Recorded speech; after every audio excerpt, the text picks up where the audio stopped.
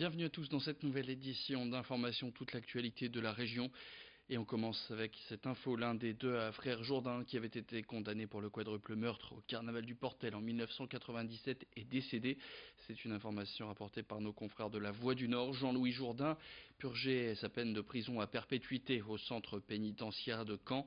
Un décès qui daterait d'une semaine. Retour sur l'affaire qui avait tenu en haleine la France entière en 1997. C'est avec Xavier Silly. L'actualité est marquée par l'annonce du décès d'un des détenus de la région les plus haïs de France. Jean-Louis Jourdain a succombé le 6 mars dernier à une longue maladie à l'âge de 59 ans. Souvenez-vous, en l'an 2000, il avait été condamné avec son frère à la réclusion criminelle à perpétuité. Une condamnation pour 4 meurtres au carnaval du Portel, des faits qui remontent à février 1997. Originaires de Danne, près de Boulogne-sur-Mer, les deux frères avaient enlevé, on le rappelle, ils avaient séquestré, violé et tué les sœurs Merlin et les sœurs Ruffin, âgées à l'époque de 16 à 20 ans. L'affaire avait suscité un émoi énorme en France. La maison dans laquelle les deux frères vivaient avait même été brûlée suite à la colère de la population. Alors aujourd'hui, dans La Voix du Nord, le maire du Portel, Olivier Barbarin, a affirmé « c'est un monstre qui a quitté cette terre ». Aujourd'hui d'ailleurs, son frère Jean-Michel, lui aussi condamné à la perpétuité, est toujours en prison. Loto du patrimoine, épisode 2. Dimanche, Stéphane Bern a annoncé la liste des 18 monuments qui bénéficieront de cette nouvelle édition. Dans la région, le seul retenu cette année, c'est le beffroi de Béthune. La première édition, elle, avait pu profiter à plusieurs bâtiments dans la région, à l'image de la ferme Sénéchal du côté de Vieille-Chapelle. Un loto du patrimoine qui permettrait à cette ferme de toucher 107 000 € et donc qui financerait une partie des travaux. Cette bâtisse centenaire est en cours de transformation pour devenir un centre d'accueil pour personnes autistes. Un projet porté par l'association Sourire d'autistes qui avait été créé en 2008. Le loto du patrimoine est donc un coup de pouce pour ces travaux. Le point sur tout ce qui est prévu dans cette bâtisse avec Jean-Michel Dess, le maire de Vieille-Chapelle, au micro de Lucilbert Constant. Actuellement, donc, il y a la troisième phase là, qui se termine, mais la première phase a consisté à refaire toute la toiture, 77 000 tuiles, je crois, ont été reposées, plus de 4 mètres cubes de bois pour la charpente aussi. Donc ça, c'était en 2010. Ensuite, en 2012-2013, on a refait tout ce qui est maçonnerie, extérieure, intérieure. Un gros boulot aussi, plus de 200 000 € de travaux. Et donc là, cette troisième phase consiste à refaire tout ce qui est huisserie, les portes charretières, des grandes portes en bois, là, le perron qui est devant, les pilastres, la grille d'entrée. Donc c'est encore plus de 200 000 € aussi. Là. Donc là, on termine cette troisième phase et la dernière, ça sera l'aménagement intérieur. Et après, on va pouvoir ouvrir le centre. Je pense que fin 2020, on sera capable de pouvoir ouvrir.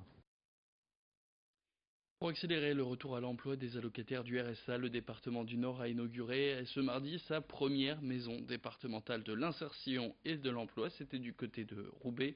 Une inauguration qui s'est faite en présence de Jean-René Le Serre, le président du Nord, et de Christelle Dubos, secrétaire d'État auprès de la ministre de la Santé. Le Nord, c'est le département qui compte le plus d'allocataires du RSA avec plus de 108 500 foyers. Et il fait donc partie des 14 départements volontaires pour expérimenter ces infrastructures inédites. À terme, ce sont 7 maisons d'insertion et de l'emploi qui devraient voir le jour cette année dans le département du Nord.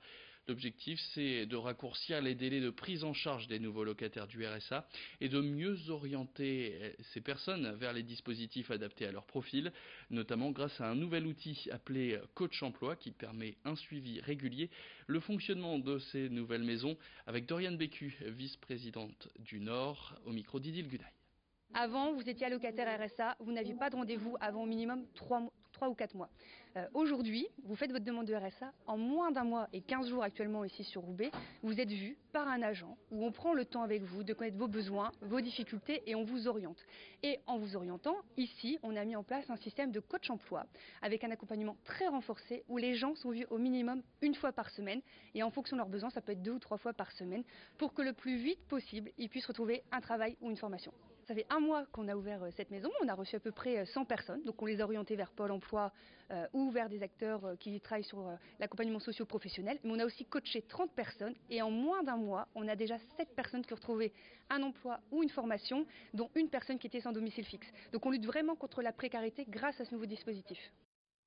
D'ici à la fin de l'année, je vous rappelle, ce seront 7 maisons départementales de l'insertion et de l'emploi qui vont être réparties dans tout le département du Nord. Et puis vendredi, nous serons donc la journée mondiale du sommeil. À ce sujet, une étude vient d'être publiée dans le bulletin épidémiologique hebdomadaire de Santé publique France. Et les résultats est surprenant, les Français dormiraient 1 heure de moins qu'il y a 50 ans. Plus d'un tiers d'entre nous ne dormiraient pas les 7 heures nécessaires à une bonne récupération. C'est la première fois que les Français passent sous cette barre. Les professionnels de la santé alertent sur les dangers d'une dette de sommeil trop importante. Plus d'informations tout de suite avec Idil Gunay. En effet, les Français accordent de moins en moins de temps à leur sommeil. En moyenne, les 18-75 ans dorment 6h45 chaque nuit. En semaine et lors des périodes de travail, leur temps de sommeil est de 6h34. Le week-end et en période de repos, il est de 7h12. Il faut savoir que les médecins estiment qu'au moins 7 heures sont nécessaires pour une bonne nuit réparatrice. Or, même en incluant les siestes, le temps de sommeil quotidien reste inférieur à 7 heures. Alors, quelles sont les conséquences d'une dette de sommeil trop importante? Élément de réponse avec Thibaut Gentina, spécialiste du sommeil.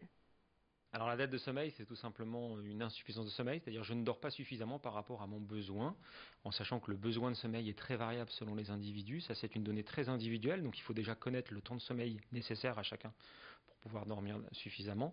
Et la dette de sommeil, elle va se manifester essentiellement par, ce qui est logique, une fatigue, une somnolence, un réveil matinal difficile, et puis progressivement l'installation d'irritabilité, troubles de la concentration, baisse des performances, éventuellement scolaires, c'est les jeunes, c'est le thématique de cette journée. Et il faut savoir qu'il est important de ne pas sous-estimer cette dette de sommeil qui, à terme, au bout de plusieurs années, peut générer des complications cardiovasculaires et favoriser la prise de poids. Des troubles cardiovasculaires, mais aussi l'obésité, autant de complications de santé qui apparaissent au fil du temps. Sans oublier la somnolence qui, d'une part, rend irritable, qui réduit la concentration et surtout qui accroît les risques d'accidents sur route. Le bruit, l'insomnie, le travail de nuit, autant de facteurs qui réduisent notre temps de sommeil. Et puis de plus en plus, l'addiction aux écrans qui retarde l'endormissement. On passe tout de suite à la météo.